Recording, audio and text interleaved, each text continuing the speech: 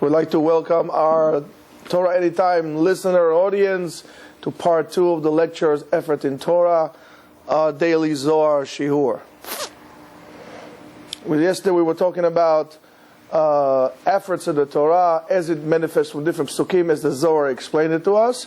We're going to continue today on the pasuk where it says in Sefer Mishlei, Orech Yamim Be'imina, length of days on its right, Bismola, Osher V'Kavod on the left, Osher, wealth and Kavod, honor, respect.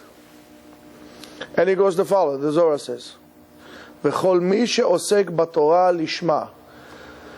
Whoever deals, osek means not necessarily just learning, because I can learn things and yet have nothing to do with it on a day-to-day basis. La'asok is to, quote-unquote, be busy with. Deal with it all day long. In other words, it would manifest itself beyond the intellectual learning into a daily routine, into a way of life. La'asok b'divrei Torah. Mitasek, that's my business all day long. So whoever does or fulfills osek b'Torah, learning or dealing with Torah, lishma, as we explained yesterday, with no ulterior motives, which is very difficult.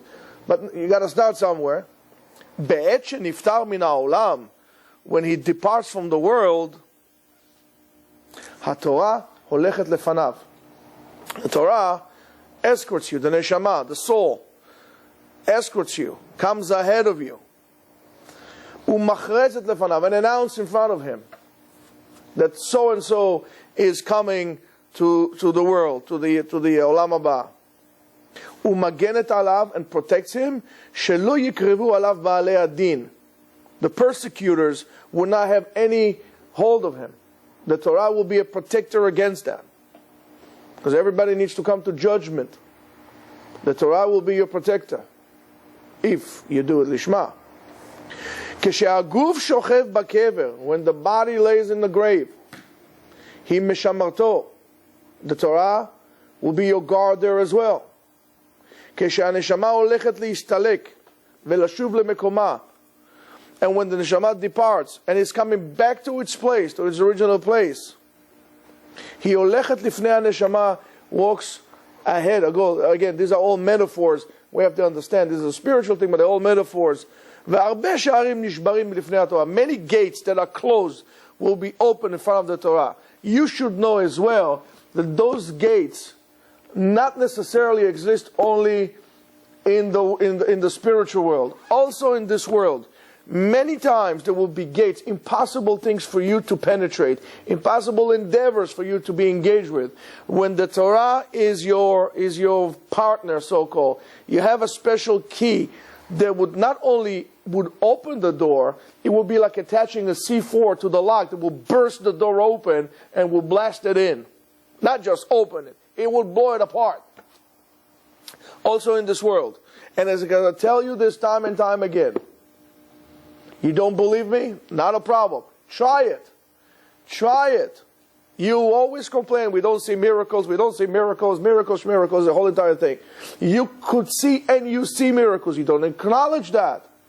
But when you would dedicate your life, or when you dedicate a certain amount of time to learn Torah only, with no interruptions, once you made the decision, not necessarily when you started to act upon it, once you just made that decision, all of a sudden you're going to see things that I can tell you would scare you. Because all of a sudden you will get things that are just impossible. How did this happen? How did that happen? How did this happen? Just b'schut Torah. Of course, you got to tap into what you said before. You got to execute what you committed to. But the gates that will be open, it is just like a flood of opportunity that will come upon your way. And the most interesting things, once you dedicate yourself, let's say for example, you're going to dedicate yourself, I'm going to learn 1 year, morning and night, no interruptions. That's it. That's what I'm going to do. I'm going to learn. Right away you should know you're going to get the best offers of your life just to be able to divert you from what you committed to. All of a sudden you're going to get a job that you would not be able to refuse, just to see really how much are you committed to the concept of learning Torah. And making a commitment is something we are lacking all along in everything, in most aspects of our lives. Commitment is, I said something and I'm going to stick to it. Of course, We have our own system of beyond that. But we'll get to it when the time comes, Be'ezrat Hashem. But right now is the commitment. So when the gates will open, not necessarily only in Olam Haba or in the spiritual world, also in this world. Unbelievable. It's just unbelievable. Again, to the point that sometimes it will be scary.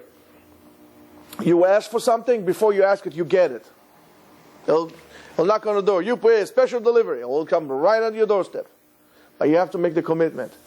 But even more so in the spiritual, Olam HaNeshamot, that's what will happen. The gates will open for you. And those gates refer to a certain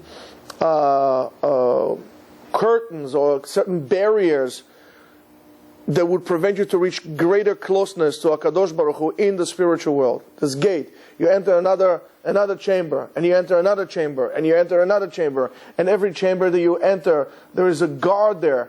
There's, the Kabbalah talks about it greatly. Every gate, every segment of the spiritual world, there is a guard there that you need to hand him so-called a certain password to allow you to enter the door. The Torah would open it and you just walk in without even an interaction with him. That's what it is, Torah Lishma, without any ulterior motives. And it says, until it would bring the soul to its appropriate place. And that place will be determined based on what you did in this world. Every neshama is drawn from Kisei HaKavod, from under the so-called the holy throne of Hashem. Technically, you should be able to come back there. That's where you came from. Our job is to bring it back. Now, your placement in Olam HaNeshamot, in the spiritual world, will be determined based on what you did with yourself here. So, have this in mind. Maybe it will give you a different alignment of what is my effort, or what my effort should be here in this world. When it's all a selflessness act or way of life or approach, you're not going to get far anywhere if you make it at all up there. When you make yourself a chariot for the divine inspiration, you're becoming a vessel, a holy vessel, and then you bring yourself higher and higher there. Your reward will be determined by the closeness to Hashem. How close are you to your original source? And then every neshama in this world establish its location closer to the stage, closer to the stage, closer to the stage. That's how it is. So the neshama will bring you until your appropriate place. Yet sometimes you will not be able to because of the barriers. In other words, also, when you had decided to learn Torah Lishma for the sake of it, you had removed any kind of a barrier between you and God. You gave your life into His hand. You handed over your life. Since you handed over your life, you are in tremendous closeness to your source, to HaKadosh Baruch Hu. As much as you seek closeness in this world, this is how it would manifest itself in the next world. This is how close you will be. So the more you want to be close to God now, the closer you will be then. And sometimes there will be obstacles. And those obstacles that you are going to face in Olam Haba are the obstacles in which you had chosen this world or prioritized in this world that are more important than what it is really important, which is learning Torah Lishma, to learn Torah and to seek closeness to Hashem. At one point, when you said, for example, for me to go to a restaurant is more important to come in to learn, it's not a problem. That's another gate for you in the world to come. You want to do it, it's not a problem. You can do it. It's your choice. It's your life. It's your free choice. That's your responsibility. And in heaven is all about responsibility. In the spiritual world is all about responsibility. Don't claim to be a spiritual person if you're a person that cannot acquire responsibility for his actions and decisions. It just doesn't work like this. It's first stage in becoming spiritual is becoming responsible. And the Torah, at that time, the Torah stands on near the person when he was going to wake up the Tchiyat HaMetim.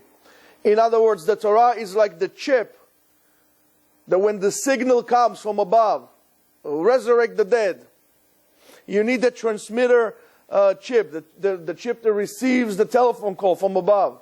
This is your card, your SIM card, your heavenly SIM card, is that Torah is going to stand there for you. Guess what? No Torah in you, no Ma'asim Tovim in you, you're just not receiving.